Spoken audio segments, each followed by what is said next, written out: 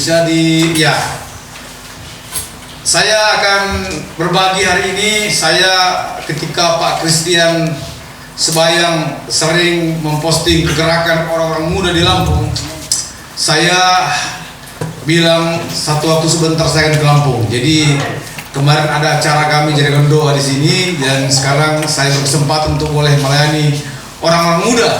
Nama saya Pendeta Aristarkus Joel Tarigan. Bisa dipanggil Bang Aris atau bisa dipanggil dengan Bang Tarigan, karena Tarigan artinya tampan, riang, ganteng, gitu ya. Nah, saudara kalau nggak setuju ya nggak apa-apa juga ya, tapi bagi saya marga ini penuh dengan makna, gitu ya. Tampan, riang, ganteng. Klik. Nah, istri saya ada 3 anaknya, ya.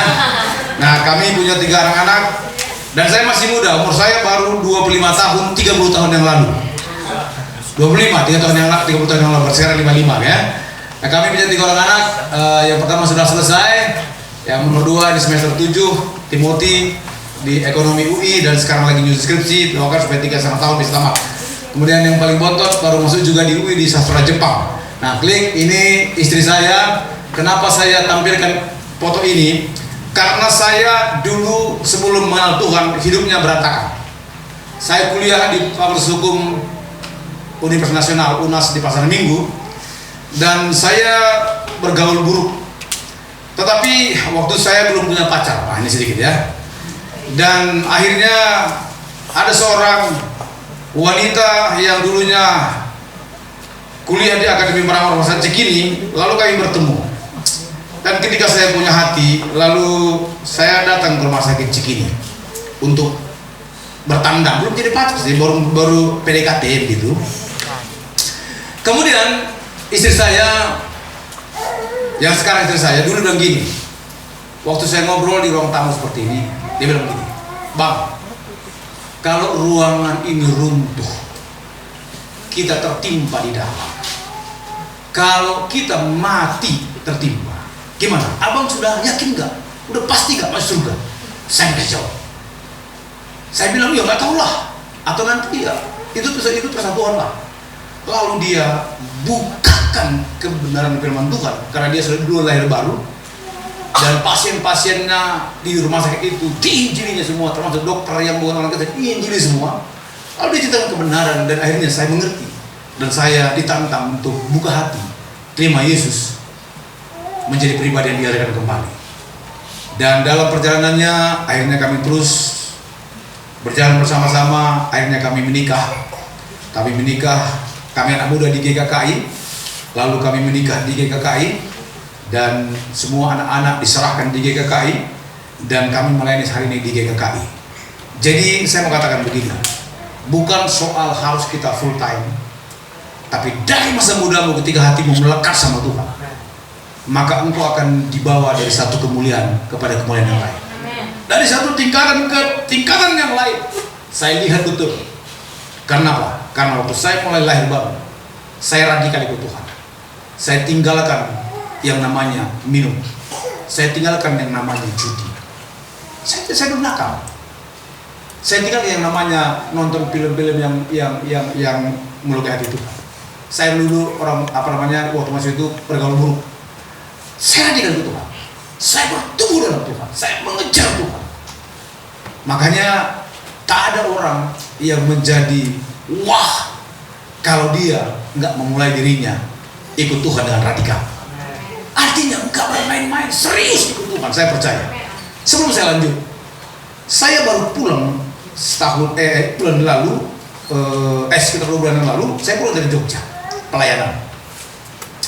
Lalu saya khotbah satu gereja 4 kali khotbah, tapi ibadah yang terakhir itu semua orang-orang muda, ibadah pemuda khusus, itu rata-rata mahasiswa.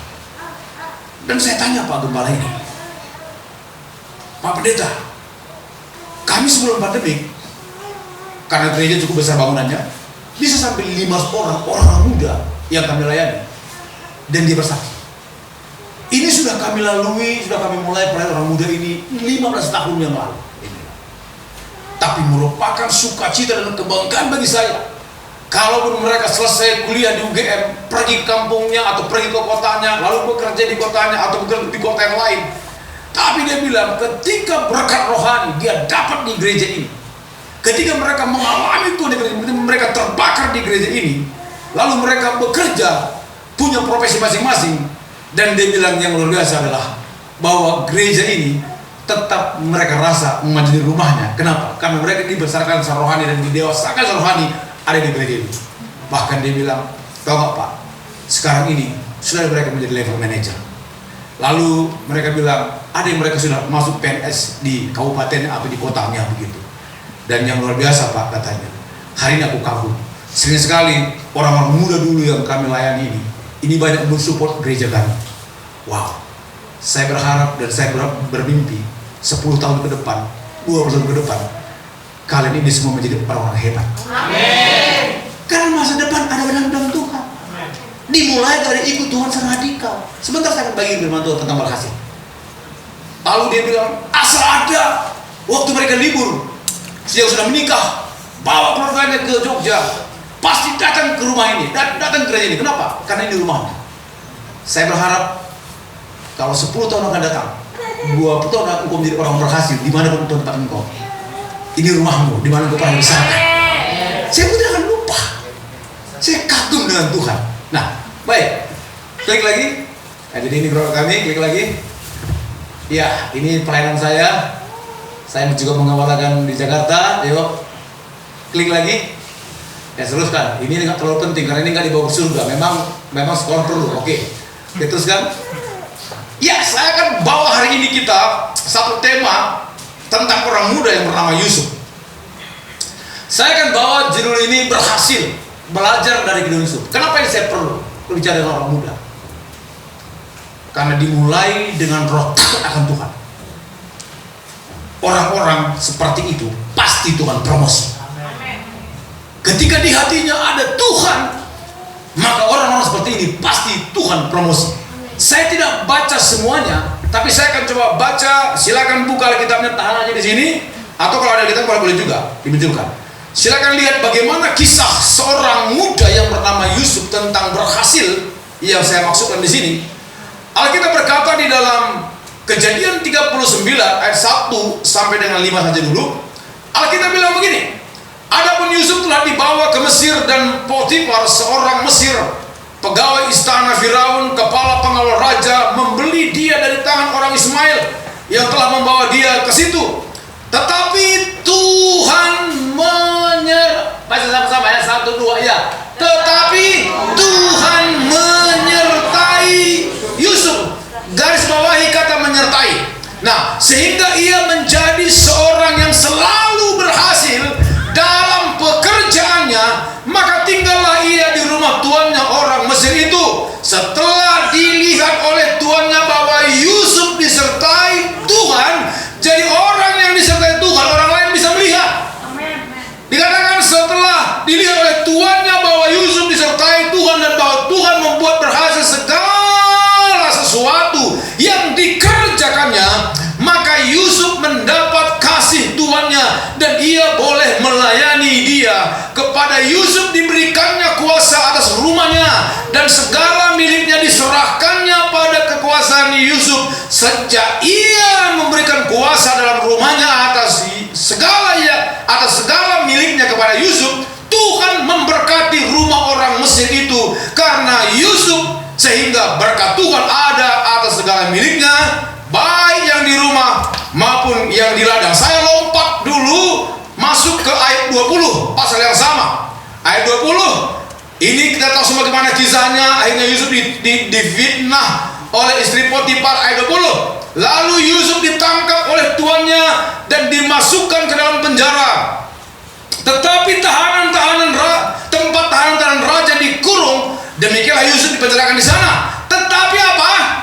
Tuhan menyertai Yusuf dan melimpahkan kasih setianya kepadanya dan membuat Yusuf kesayangan bagi kepala penjara itu. Sebab itu kepala penjara mempercayakan semua tahanan dalam penjara itu kepada Yusuf dan segala pekerjaan yang harus dilakukan di situ dialah yang mengurusnya. 23. Dan kepala penjara tidak mencampuri segala yang dipercayakan kepada Yusuf karena Tuhan menyertai dia dan apa yang dikerjakannya dibuat Tuhan berhasil. Hari ini kita akan belajar yang pertama tentang kebenaran daripada keberhasilan. Kalau saya berkata hanya berkeberhasilan, bukan berarti hal-hal yang materi dulu, enggak. Hari ini kan coba kita lihat bagaimana promosi orang muda ini yang Tuhan buat dalam dirinya, dimulai dari apa? Klik. Nah, ada beberapa kebenaran tentang keberhasilan. Yang pertama, salah satu. Oke. Nah, keberhasilan itu memerlukan penyertaan Tuhan. Katakan amin. Seberapa hebat pun kita mengusahakannya, seberapa jungkir balik pun kita mengadakan apa saja, kalau di sana nggak ada campur tangan Tuhan, bisa gagal. Tapi Yusuf berhasil di rumah Potifar. Yusuf berhasil di penjara. Tadi sangat amat jelas dikatakan. Kenapa? Karena Yusuf disertai oleh Tuhan.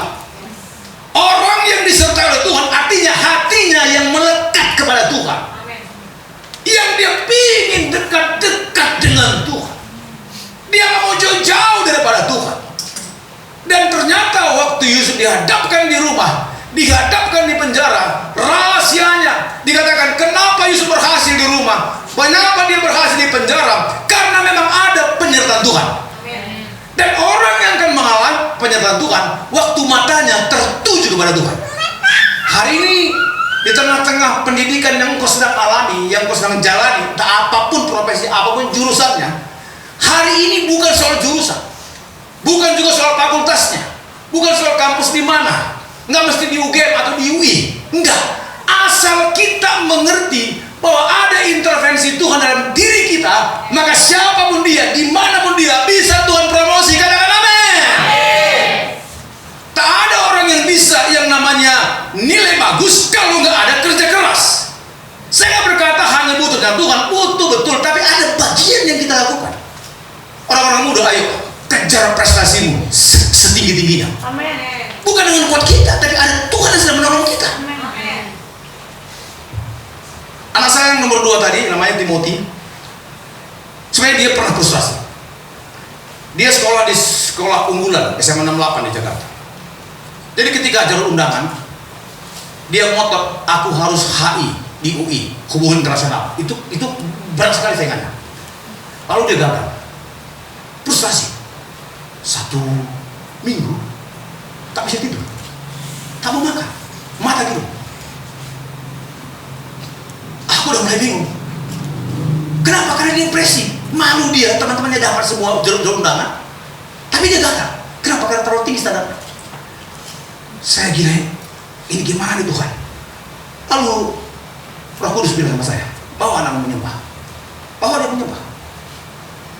Saya ambil gitar, ayo bang kita nyanyi bang, menyembah. Kemudian sudah 10 menit tak mau nyanyi, dia begini seperti dia kosong. Tapi dia bilang menyembah, menyembah. Tiba-tiba dia mulai bernyanyi. Tiba-tiba dia mulai bermasuk dalam masa-masa depresinya. Tiba-tiba dia berkata-kata, aku tahu Tuhan ini bukan segala-galanya, bukan kegagalan permanen. Aku akan mengejar dan Tuhan pasti tolong aku dalam jalur tertulis. Lalu karena dia takutnya nggak lagi dapat PTN, nggak lagi dia berani ngambil UI, ngambil dia di manajemen Undip Semarang. Tapi sebelum masuk Undip, dia sudah juga lamar Politeknik Negeri Jakarta, dapat manajemen keuangan. Lalu di Undip dia melamar lah, dia juga tertulis, dapat lagi manajemen, akademi manajemen di Undip. Dan dia juga tes di STAN. Sehingga ceritanya dia sudah ada di Semarang. Kenapa? Karena udah terima Semarang. Tapi sebelum dia ke Semarang, dia ikut SIMAK UI yang terakhir. Dia ikut SIMAK UI dan kutanya, gimana bang SIMAK UI? Kelihatannya aku ini akan di UI Pak. Tapi aku harus ke Semarang dulu. Dan canggihnya Tuhan luar biasa. Tuhan itu canggih banget, hebat banget. Jadi pada hari terakhir jam 3 sore, aku harus bayar transfer uang kuliahnya di Semarang 7,5 juta. Maka hari yang sama, di jam 1 siang, keluar pengumuman SIMAK UI. Karena dia ujian. Lalu jam 1 siang dia bilang, Pak, aku udah buka websitenya. Ternyata ditunda Pak, pembayaran pengumumannya jam 2 siang. Aku udah mulai stres, jangannya ditunda lagi. Kenapa? Karena jam 3 sore paling lambat harus dibayar uang kuliah di Undip. Lalu kami sudah deg-degan di rumah. Jam 2 siang itu kami sudah seperti malam pergantian tahun baru. Udah kami lihat jam tik tik tik, jam 2:05 ditelepon dari Semarang. Udah dari Semarang, udah bawa koper semua, tapi belum bayar uang kuliah tadi karena masih menunggu UI. Lalu jam 2, mama, aku pulang ke Jakarta, aku nggak lagi di Undip, aku diterima di UI katanya. Jadi akhirnya diterima di UI, tapi di STAN pun diterima lagi. Di STAN jurusan perpajakan diterima, tapi tinggalkan STAN di UI. Apa sebenarnya gini? Butuh proses dan waktu. Lalu saya bilang gini, tunjukkan. Kalaupun kamu dulu undangan nggak dapat, tapi harus kamu tunjukkan prestasimu, kejar prestasi. Dan anak ini nggak banyak tau main, nggak banyak tau main. Pokoknya dia belajar, melayani, main. Di rumah kami itu semua pemain musik, ya, nyanyi di rumah, penyembahan di rumah, belajar, melayani, itu aja. Pacaran gunung atas sampai hari ini. Lalu, ya, jangan terlalu cepat pacaran ya. Amin. Ya. Nah, dia nggak tahu pacaran. Kagum saya berbahasa. Setiap semester tak pernah IPK-nya kurang daripada 3,8. Sekarang sampai hari ini IPK-nya hampir 3,9. Dia kejar 3,5 tahun mau selesai. Luar biasa. Saya nggak pernah nyangka. Tapi kan ini butuh waktu dan proses. Kejar, belajar sungguh-sungguh. Dan di sana ada Tuhan yang menolong kita. Jadi nggak ada orang yang sukses tanpa dia kerja keras. Saya bukan berkata cukup Tuhan aja, enggak. Harus ada bagian kita, dikejar. Kenapa dipuji? Kenapa disukai Yusuf di rumah Potifar? Kenapa Yusuf disukai di penjara? Kan sungguh-sungguh. Kesaksian, artinya dia giat semua mengerjakan apa saja. Kenapa? Karena dia sangat tahu Tuhan. Klik. Coba. Yang ketiga, kebenaran tentang keberhasilan. Nah, keberhasilan itu menurut orang lain. Coba kita lihat bagaimana kisah Yusuf. Dari mana mulainya? Kan waktu dia dibuang sama abang-abangnya ke sumur. Tuhan pakai masalah itu, Tuhan pakai peristiwa itu. Hari ini kalau kau sedang dalam proses, jangan lari dalam proses. Amin. Kalau orang lain mungkin sedang seperti Tuhan pakai, kadang-kadang kita seperti menjerit, nggak apa-apa. Yes.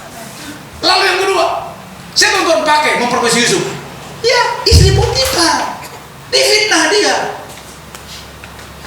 Karena aja waktu Tuan Potifar nggak di rumah, hanya istri di rumah sama Yusuf. Istri Potifar bilang begini, Cuk, sini dong. Cuk, sini dong. Cuk. Tapi Alkitab bilang, dengar, waktu Nyonya Potifar itu mendekati Yusuf, dan Yusuf tidak mau jatuh dalam dosa. Alkitab bilang Yusuf lari sehingga bajunya itu tertinggal. Dan itu yang dikatakan kepada suaminya, hambamu ini, budakmu ini mau memperkosa aku. Dengar baik-baik. Salah satu engkau bisa menang dari dosa perzinahan, harus lari. Amin. Bilang kiri kanan, lari. Jangan lari mendekat, lari menjauh maksudnya. Yusuf waktu digoda dia lari, nggak apa-apa tinggal pakaiannya. Kenapa sih Yusuf lari? Ada roh takut akan Tuhan. Amin. Kalau kita baca kitab, dia bilang gini, masakan aku berdosa kepada Tuhan, masakan aku berbuat seperti itu kepada nyonya. Kalau sekarang kan beda, lari mendekat kan. Ada kesempatan, iya. Tapi Yusuf dia lari menjauh. Katakan sama-sama, untuk menang dalam dosa, lari jauh bilang. Ayo. Lari jauh. Bilang kiri kanan, lari jauh. Lari jauh. Jadi Tuhan pakai juga istri Potifar. Yang ketiga, Tuhan pakai orang-orang tahanan, dan Tuhan pakai kepala penjara. Kalau kita baca kisah Yusuf, akhirnya kan waktu di penjara itu bukan ada juga yang kisah juru roti dan juru minum yang ditahan di penjara. Yusuf memberikan yang namanya pengertian tentang mimpi. Lalu mereka bilang gini, Yusuf bilang gini, nanti kalau kau sudah lulus, udah tamat dari sekolah tinggi narapidana ini, udah tamat dari lapas ini, kau ingat aku ya. Orang itu lupa dengan Yusuf. Tapi waktu Raja Firaun bermimpi dan tak ada satupun yang bisa menafsirkan mimpi itu, Tuhan pakai lagi Yusuf. Jadi Yusuf itu ada banyak orang-orang sekelilingnya yang dipakai Tuhan untuk membawa dia menjadi orang nomor 2 di Perdana Menteri di kerajaan Mesir. Jadi kalau hari ini ada orang yang engkau sedang diproses, ada orang-orang yang Tuhan sedang pakai, jangan lari dari proses. Jangan lari. Karena memang gak ada orang yang menjadi tajam kalau gak ada orang yang mengasah. Gak ada.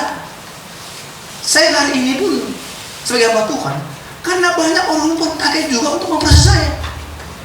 Terkadang Tuhan pakai masalah untuk memproses saya. Kadang-kadang Tuhan pakai yang namanya gak ada uang untuk memproses. Kadang-kadang Tuhan pakai masalah, artinya orang mungkin merendahkan untuk proses. Tapi gak apa-apa. Sepanjang ada penyertaan Tuhan, maka sebagaimanapun prosesnya dan apapun yang Tuhan izinkan terjadi, orang-orang yang manapun itu terjadi, maka di sana pasti ada selalu tangan Tuhan akan menolong kita. Ayo orang muda, semangat. Rise untuk ke depan. Saya bilang kepada anak-anak, papamu gak punya apa-apa. Papamu tidak akan memberikan harta kepadamu. Tapi masa depanmu Tuhan yang tentukan, tapi ada bagianmu, saya bilang. Kejar! Apa yang kau bisa kejar? Kalau orang lain belajar 1 jam, kau 2 jam, saya katakan. Itu namanya prestasi. Orang lain belajar 2 jam, kita setengah jam, ya bagaimana kita bisa menang? Orang lain latihan 1 jam, kita latihan seberapa jam, ya bagaimana kita menang? Ayo, orang muda, kejar. Dan kalau hari ini sedang masuk dalam proses, maka dipakai orang lain, puji Tuhan. Nah, kenapa? Karena itu tangan Tuhan untuk membawa kita kepada level ini. Klik. Nih, keberhasilan itu memerlukan perjuangan. Ada sungguh-sungguhan yang tadi saya bilang tadi. Kejar prestasi mula. Kejar sekarang. Ada perjuangan, ada yang mata. Saya kadang begini. Jam 11, jam 11 belum tidur. Bang, kenapa belum tidur? Tunggu Pak, masih ada deadline saya Pak, harus kerjakan. Karena saya pikir, ini kasih anak kok jam 12 belum tidur gitu ya. Nah, tapi apa yang dikerjakan sesuai dengan apa yang dia dapat. Apa yang dia usahakan sesuai dengan apa yang dia dapat. Jadi ada bagian kita. Ayo. Keberhasilan memerlukan perjuangan, kesungguhan, air mata, dan kesetiaan. Kalau Yusuf nggak setia di rumah, Yusuf nggak setia di penjara, bagaimana di promosi? Ayo. Engkau yang sudah terlibat dalam pelayanan, setia dalam pelayanan. Amin. Kenapa? Karena orang-orang yang setia lah orang-orang yang Tuhan promosi. Amin. Tuhan akan angkat tinggi. Tuhan akan angkat tinggi. Jadi hari ini kita tahu bahwa keberhasilan itu memerlukan penyertaan Tuhan. Memerlukan proses dan waktu. Kalau sedang diproses jangan lari. Memerlukan orang lain yang Tuhan pakai. Kalau di gereja ya pemimpin rohani. Kalau di kampus ya dosen-dosenmu.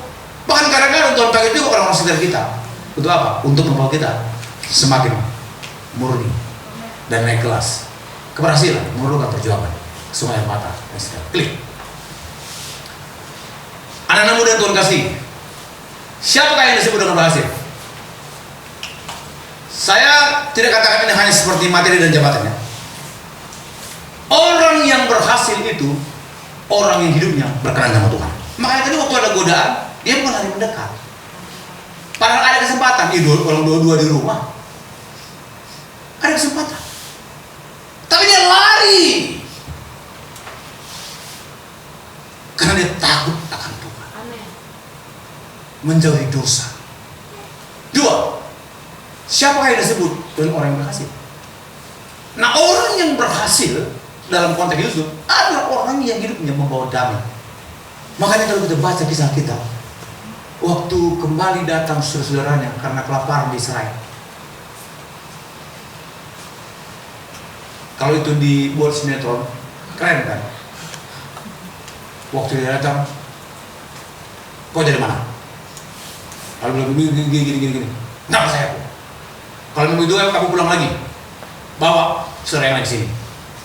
Lalu waktu mereka pulang, dikasih mereka gandum, maka ditaruh lagi ada uang di dalam tos, punya Tuhan. Nah, Yusuf hidupnya membawa damai. Waktu bahkan mereka sampai semua kembali ke Mesir. Saya baca Alkitab begini. Waktu dia bertemu semua saudaranya, dipeluknya, diciumnya. Bahkan ketemu waktu bapaknya sama saudara datang, mereka dipeluk semua dicium. Sekarang saya tanya begini, ada nggak sebenarnya kesempatan bagi Yusuf untuk membalas? Ada. Tapi kejahatan tidak dibalas dengan kejahatan. Itu namanya berhasil. Yusuf punya kesempatan membalas yang memasukkan ke sumur itu, yang menjual itu. Ada kesempatan dia. Kalau kita lihat Alkitab 3. Nah, orang yang hidupnya tidak menyimpan kesalahan orang lain. Yusuf sebenarnya dia terluka kalau secara manusia, tapi nggak ada hukuman yang dibuat kepada saudaranya yang menjual dia, yang masuk dalam sumur dan menjual dia. Jadi orang yang dikatakan berhasil adalah orang yang tidak menyimpan kesalahan orang lain. Ini hanya sekedar memainkan logika berpikir. Kalau Yusuf pada waktu itu sudah menjadi orang nomor 2 di kerajaan, sebenarnya bisa nggak dia panggil lagi Tuan Potifar atau istrinya? Bisa aja. Tapi nggak digunakan kesempatan itu. Ayo, hari ini berfokus kepada Tuhan dan kebaikan Tuhan. Tak perlu ingat-ingat masalah. Tak perlu juga itu kesalahan orang lain. Nah, kenapa? Karena penghakiman, penghukuman bukan dari kita. Itu miliknya Tuhan. 4. Mari lihat. Orang yang hidupnya berdampak dan berarti bagi orang lain. Bagaimana tidak? Akhirnya mereka sudah sampai ke Mesir, sampai tanah Goshen disediakan kepada mereka untuk tempat mereka, kambing ternak mereka. Kalau saya baca kitab Kejadian dalam kisah ini, itu sering sekali saya menangis membacanya kisah ini. Dan ini tokoh yang bernama Yusuf. Dia mengalami proses yang luar biasa. Coba lihat, ada yang lain? Nextnya, mau berhasil? Mau berhasil? Amin. Ini dia. Ikuti proses yang Allah izinkan. Nggak ada orang yang berhasil dari apapun yang kalau dia tidak mau mengikuti proses yang Tuhan izinkan. Dia akan lari dari proses itu, tapi diikuti semua. Yang kedua, jangan membenci setiap proses. Artinya apa? Ada orang kalau di masa kesusahan gitu ya, dia baik keadaannya dengan keadaan itu, baik keadaannya hatinya dengan musim itu. Kalau saya baca dalam kitab, Yusuf nggak mengalami ini. Jadi dia mengalami yang namanya sesuatu luar biasa. Jadi jangan membenci sebuah proses. Yang ketiga, coba lihat. Nah, bersyukur atas setiap orang yang dipakai Tuhan sekalipun itu sakit, karena mereka dipakai Tuhan untuk suatu proses keberhasilan. Kalau mungkin Yusuf ini hanya sekedar pikiran. Kalau Yusuf ketemu lagi dengan istri Potifar, mungkin bilang gini, tante, terima kasih ya. Dulu tante sudah fitnah saya. Tantenya yang doyan, aku yang dibilangin, aku yang dituduh untuk mau tidur sama tante. Lalu dia ketemu lagi dengan juru roti, dengan juru minum. Satu kan dipenggal. Kamu dulu janji nolong aku. Begitu kamu lolos dari sekolah tinggi narapidana, kamu lupakan aku. Kan nggak gitu kata kita. Luar biasa saya baca kitab ya. Bagaimana orang muda ini berhasil dipakai Tuhan. Jadi semua orang-orang yang Tuhan pakai sekalipun sakit, izinkan. Amin. Saya percaya tak ada seorang pemimpin, seorang bapak atau ibu atau orang rohani, guru rohani yang tidak punya maksud baik kepada orang yang di bawahnya. Ikuti proses itu. Sekalipun kadang-kadang sakit. Karena nggak boleh berkelit. Nah, ini perlu sekali. Ini perlu sekali. Ampuni setiap orang yang mungkin menyakiti kita dalam proses itu. Karena tanpa mereka kita tidak sekuat seperti sekarang. Saya bersyukur banget, banyak orang-orang juga dulu merendahkan saya. Sekarang ini saya sudah 1 tahun yang lalu jadi ketua umum JDN. Saya membawa seluruh Indonesia. Tapi saya ingat satu waktu, 10 tahun sebelum saya jadi pemimpin, kami konferensi doa, lalu gabung dengan Asia Tenggara di Hotel Safari di Puncak. Saya memimpin bagian acara, saya atur semua acara dalam 2 bahasa karena ada orang asing. Tiba-tiba pemimpin kami, nggak perlu saya sebut namanya, pemimpin kami dalam rapat seperti ini, dia bilang gini, nggak yakin Anda bisa mengatur acara ini dalam rapat formal. Nggak yakin Anda bisa mengatur. Ini apalagi ini kan banyak orang asing.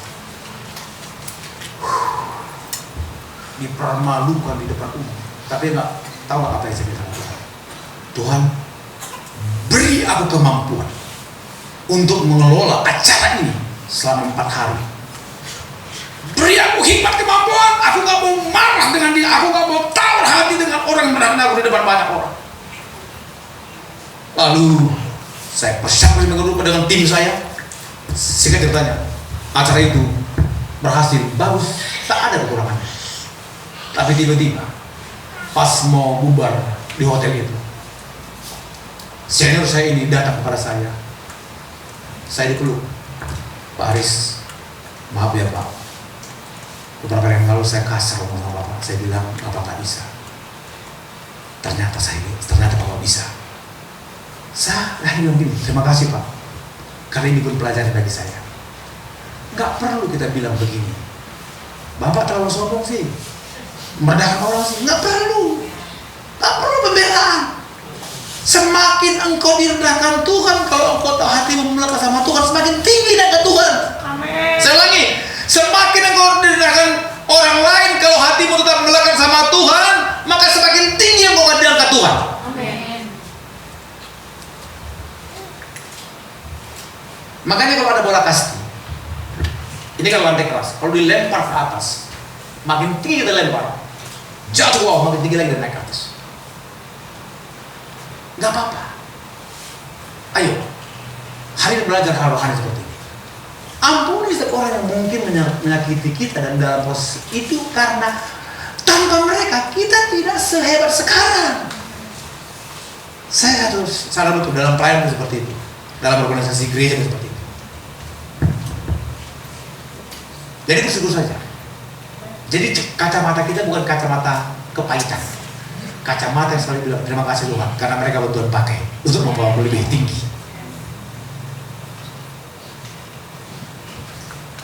Coba kalau berikutnya.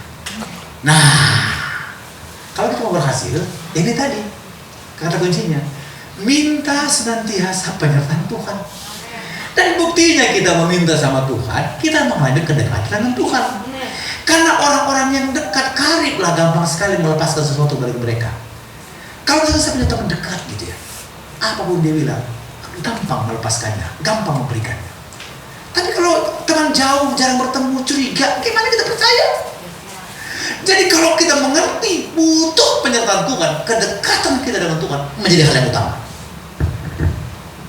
Makanya saya kagum apa yang dikatakan oleh Yusuf waktu Nyonya Potifar mau tidur bersama dengan dia. Masakan aku berbuat dosa kepada Tuhan? Artinya, gimana mungkin aku juga melakukan kejahatan kepada Nyonya? Padahal dia bisa melakukannya, tapi karena takut akan Tuhan, itulah yang membawa dia tetap menyertai dan mengalami penyertaan Tuhan. Amin. Seberapa banyak hari ini orang muda yang rindu penyertaan Tuhan? Itu di tanganmu. Artinya gini, kalau engkau mau dekat sama Tuhan, arti gila dengan Tuhan. Apa namanya, kata lainnya itu radikal ikut Tuhan, mengejar Tuhan. Bukan berarti untuk lari, tapi kejar, haus, lapar, gali, cari. Itu berbicara mana kedekatan, keintiman, spend time. Nggak ada orang-orang yang mengalami keintiman tanpa dia berikan hati untuk Tuhan. Yusuf mengalami kenyataan Tuhan. Di mana dia mengalami Tuhan? Di sumur pun sama Tuhan kan. Buktinya dia nggak mati. Waktu dijual, disertai juga. Dijual lagi ke Tuan Potifar, disertai juga. Masuk ke penjara, disertai juga. Sampai di sana, disertai juga. Butuh menyertai Tuhan. Masih ada kah? Nah, Tidak peduli hari ini, mungkin engkau sedang berada di satu musim yang menyakitkan. Mungkin di padang gurun atau di sebuah lembah. Tapi ingat, Tuhan mau membawa engkau ke puncak keberhasilan. Jadi Yeremia itu pun kan menubuatkan ada hari depan. Masa depan sungguh ada, kata kita. Di mana waktu kita menghadap dengan Tuhan, waktu Tuhan menyertai kita. Jadi nggak perlu kita menjadi orang juga yang minder kalau ada orang lain yang mungkin lebih tinggi pendidikannya, lebih tinggi status ekonominya, mungkin dia diterima di ITB gitu ya. Ada orang yang kuliah di luar negeri atau di BINUS misalkan gitu ya. Nggak perlu. Saya bilang begini, masa depan kita bukan ditentukan di mana kita berada. Masa depan kita ditentukan bagaimana kita mengalami Tuhan dalam hidup kita. Yusuf mengalami keberhasilan. Nantikanlah posisi puncak. Dalam apa? Dalam apa? Ketekunan. Sama-sama. Dalam apa? Ketekunan. Ya, tekun artinya lewati jalan aja. Minta anugerah Tuhan melewatinya. Saya bilang gini sama anak-anak. Sepanjang engkau berusaha dengan kekuatan yang kau bisa lakukan, engkau hatimu melekat sama Tuhan, maka sekalipun sainganmu lebih hebat daripada dia, mata Tuhan akan tetap tertuju kepada kita. Jadi ini dia dipilih dari fakultasnya untuk menerima pertukaran mahasiswa asing. Jadi ada orang Jepang, orang Korea, orang Filipina yang sekolah ke UI. Jadi rasanya terpilih dia menjadi seperti host, jadi untuk mendampingi mereka. Nah, karena dia sudah bisa berbahasa Inggris. Nah, kemudian gimana kamu cerita dapat, Bang? Ya, gini Pak, yang pertama aku lamar. Jadi ternyata melamar untuk menjadi host, untuk menjadi mendampingi orang baru datang, orang-orang asing. Nah, lalu dia bilang gini, aku tidak hanya mau melayani mereka, Pak. Aku mau juga menjadi kesaksian di hidup mereka. Dan kalau di orang Jepang, menatap satu waktu mereka tempat aku juga bisa ke Jepang, itu kan bagus. Bukan ada licik, bukan. Tapi menggunakan kesempatan yang ada. Amin. Amin. Jadi hari ini ayo mari kejar sesuatu yang akan Tuhan kerjakan. Masih ada? Nah, karena Tuhan akan terus menyemangati engkau dalam proses keberhasilan yang sedang engkau jalani. Kenapa Yusuf kuat dalam masalah itu? Ya karena Tuhan. Karena ada satu kekuatan dari Tuhan. Dia kuat, dia benar-benar karena ada kekuatan dari Tuhan. Jadi hari ini kalau kita mau mengalami kekuatan Tuhan, kemenangan, biar Tuhan yang menjadi penyemangat kita. Dan kita percaya berharap pada Dia bahwa Dia sanggup melakukan apa saja untuk kita. Masih ada? Saya akan cerita sedikit. Tahu kisah ini? Pernah dengar? Oke, saya cerita. Ini Derek Redmond, pelari Inggris dalam Olimpiade Barcelona 1992. Jadi Derek Redmond ini dia berlari dalam lari 400 meter di Olimpiade itu. Waktu dia berlari semua sama negara lain, tiba-tiba menjelang yang namanya garis finish itu, tiba-tiba tendonnya ini putus. Lalu dia sudah lari sakit begini, dia lari. Kemudian yang lain bilang, yang penonton bilang, ngapain lari kalau sudah sakit begitu? Udah tinggal saja pertandingan itu.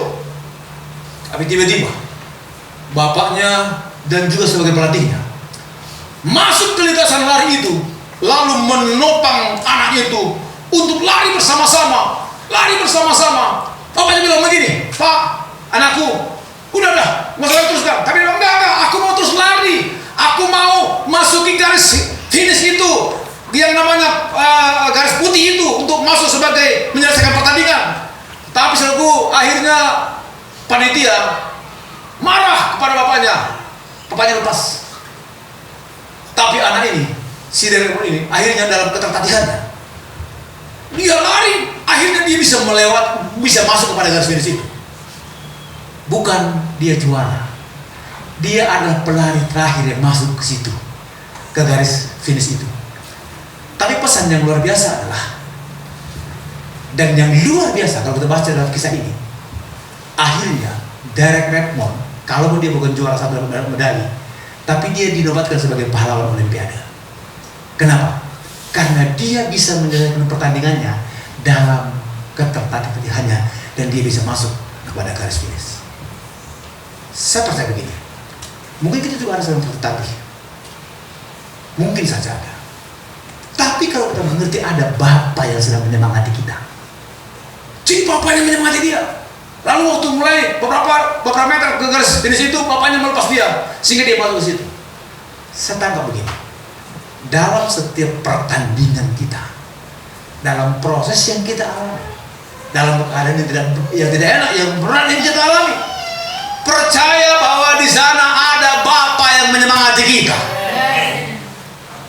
Dan akhirnya dia dinobatkan sebagai pahlawan Olimpiade. Dia bukan juara. Kenapa? Karena dari Raymond terus setia dalam pertandingannya. Ayo, sekarang kamu mungkin sudah seperti ada dalam pertandingan. Setia dalam pertandinganmu. Kenapa? Karena di sana ada Tuhan yang sedang menyemangati kau. Yang penting hatimu melekat sama Tuhan. Yusuf mengalami itu dalam kehidupannya. Yusuf diangkat tinggi-tinggi. Jadi generasi keempat, Abraham, Ishak, Yakub dan Yusuf. Yusuf kalau saya lihat dalam kisahnya itu luar biasa sekali. Ayo, hari ini biar kita menjadi orang-orang yang tetap mengalami semangat karena ada Tuhan yang sedang menyemangati kita untuk kita masuk dalam satu proses keberhasilan. Masih adakah? Selamat, Anda dipersiapkan sebagai pemenang dan Anda ada dalam keberhasilan. Mari orang-orang bersemangat, orang-orang yang menang, mari berdiri. Mataku tertuju padamu. Amin Tuhan. Senang hidupku ku serahkan padamu. Bimbing aku masuk rencanamu.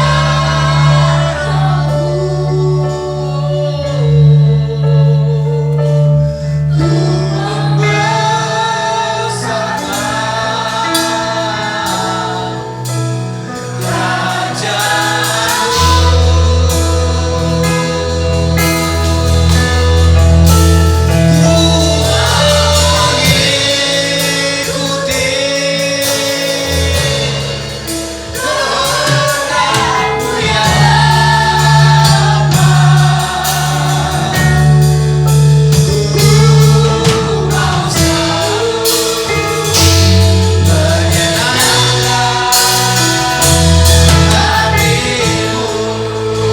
sebentar untuk mengalami satu promosi. Itu bukan tentang kehebatan kita, tapi tentang Tuhan yang ada dalam diri kita. Saya akan sedikit tambahkan. Jadi anak saya paling kecil tadi, yang tahun ini masuk sastra Jepang, waktu ada kesempatan untuk jalur undangan, abangnya bilang gini, Pak, Bapak ke sekolahnya aja, minta sama guru BK-nya supaya ikutkan peserta jalur undangan. Lalu saya ya agak pede dan seperti sedikit mengemis kepada gurunya. Saya datang ke sekolah, lalu gurunya tertawa, Pak, anak Bapak ini hanya khusus untuk ranking 1 sampai 10 setiap kelas. Kesempatan untuk jalur undangan ranking 1 sampai 10. Emang anak saya ranking berapa, Bu? Anak Bapak ranking 22, Pak, katanya. 20 daripada 35 anak di kelasnya. Saya agak malu juga. Tapi gini aja, Bu, kalau ada kesempatan ikutkan ya, Bu, ya. Mana tahu bisa dapat jalur undangan. Ya udah, bawa pulang. Jadi saya nggak ada 5 menit pun di ruangan BK itu, karena memang nggak masuk kualifikasi. Pulanglah saya. Tunggu Pak, seminggu Pak. Nanti kalau ada anak yang nggak ngambil di kelas ini, nanti anak Bapak tidak ikutkan jalur undangan. Lalu seminggu berikutnya di WA sama gurunya, Pak, silakan datang ketemu dengan guru BK. Anak Bapak diberi kesempatan untuk jalur undangan. Nah, tapi itu keren sekali. Ternyata ketika Ketika mereka semua kelas 3, gurunya suruh, apa yang kau kejar? Di mana mimpimu? Apa yang kau mau? Kampus mana yang kau mau kejar? Semua orang tulis satu kelas. Jadi waktu saya datang ke sekolah, saya lihat anak saya namanya kan Yehuda Yabes Joel. Jadi ternyata di sekolah itu udah tulisnya gitu, sastra Jepang UI, tanda tangannya Yehuda Yabes Joel. Jadi waktu saya masuk ke sekolah itu, ini kok anak berani juga gitu ya. Lalu ketika ditanya, nak kamu akhirnya mau mengambil apa? Kata gurunya, aku mau mengambil sastra Jepang, Bu, karena memang dari dulu sudah aku pingin itu. Katanya, apa kata gurunya? Bagus nak, semua teman-temanmu belum ada yang ngambil sastra Jepang, hanya kamu, jadi pulangmu tinggi, kata guru. Ternyata waktu pengumuman ada satu slot diberikan sastra Jepang ke SMA 31 mana saya sekolah. Tak ada yang lain ngambil sastra Jepang. Jadi kursi itu jatuh ke tangan anak saya. Artinya dia diterima. Artinya apa yang saya maksudkan? Untuk mau berhasil bukan hanya karena pintar kita, tapi di sana sungguh-sungguh tentang Tuhan. Makanya kejar Tuhan. Jadi saya bilang, nah kalau kamu dapat di UI jalur undangan sastra Jepang, itu bukan karena kau hebat, teman-teman masih hebat. Kau ranking 22, yang lain ranking 1, tapi ranking 1 pun gak dapat. Semua tahu begini. Itu berbicara tentang Tuhan. Ayo, kejar Tuhan. Semangat untuk membekali diri, untuk mempersiapkan diri, untuk kita boleh masuk dalam apa yang dia sedang rancangkan bagi kita. Amin. Ku mau mengikuti kehendakmu yang Bapa. Ku mau selalu menyenangkan.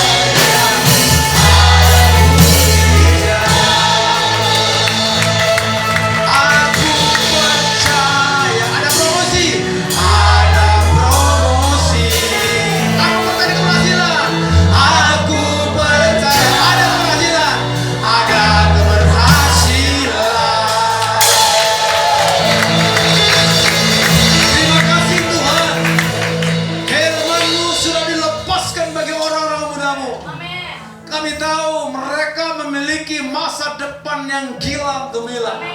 Satu hal yang kami minta hari ini, yang aku minta, supaya roh takut akan Tuhan menjadi milik mereka. Semangat dan sikap pejuang, sikap yang tidak mau kalah menjadi milik mereka. Pribadi yang antusias, itulah menjadi diri mereka sendiri Tuhan, untuk boleh mengejar apa yang akan Tuhan sediakan di depan. Terima kasih Bapak, terima kasih biar hari ini setiap firman yang sudah dilepaskan mereka boleh alami di hidup mereka. Dan mereka juga boleh mulai praktekkan di hidup mereka. Karena mereka tahu ada Tuhan yang sedang menyertai, yang membawa kepada level puncak. Terima kasih Bapak, terima kasih. Hamba-Mu sudah berkata-kata. Roh Kudus yang terus menerjemahkan firman dalam hidup mereka. Dalam nama Yesus. Haleluya.